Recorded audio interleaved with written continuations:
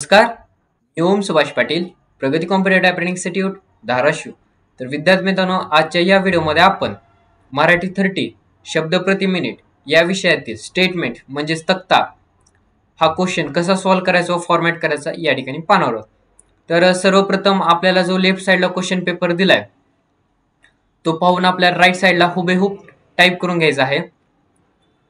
आपल्याला B3 म्हणजेच हा बी कॉलम नंबर रॉ त्याच्यामध्ये आपल्याला स्टेटमेंट शेडिंग या ठिकाणी टाईप करायचे आहे. त्याच्यानंतर B5 मध्ये यायचंय. B5 मध्ये आपल्याला अनुक्रमांक, त्यानंतर C5 मध्ये विभागांची नावे, D5 मध्ये मे 2015, E5 मध्ये नोव्हेंबर 2015 आणि F5 मध्ये मे 2016. ओके, पुन्हा त्याच्यानंतर अनुक्रमांक टाईप करून घ्यायचे आहेत. पुन्हा विभागांची नावे टाईप करायची आहेत आणि जे आकडेच किंवा नंबर्स जे आपल्याला लेफ्ट साइडला क्वेश्चन पेपर मध्ये दिलेत ते तुम्हाला राईट साइडला आन्सर शीट मध्ये या ठिकाणी टाईप करून घ्यायचंय.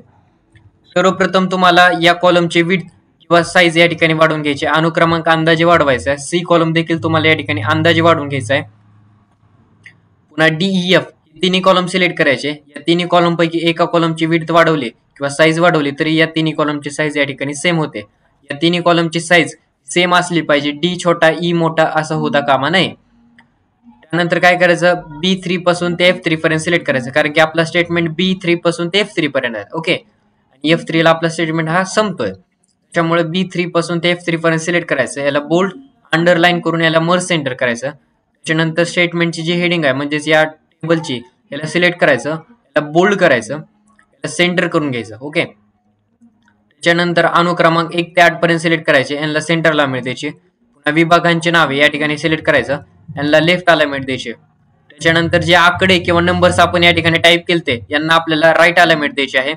त्याच्यानंतर अनुक्रमांक पासून ते 2865 पर्यंत सिलेक्ट करायचं, म्हणजेच B5 ते F13 पर्यंत या ठिकाणी आपल्याला सिलेक्ट करायचं आणि बॉर्डर्स ऑप्शन मध्ये जायचं आणि ऑल बॉर्डर ही कमांड अप्लाय करायची. त्याच्यानंतर स्टेटमेंट शेडिंग व पूर्ण टेबल या ठिकाणी सिलेक्ट करायचा आणि याला मिडल अलाइनमेंट द्यायची. ओके, अपेक्षा करतो की तुम्हाला हा माझा स्टेटमेंट क्वेश्चन समजला असेल.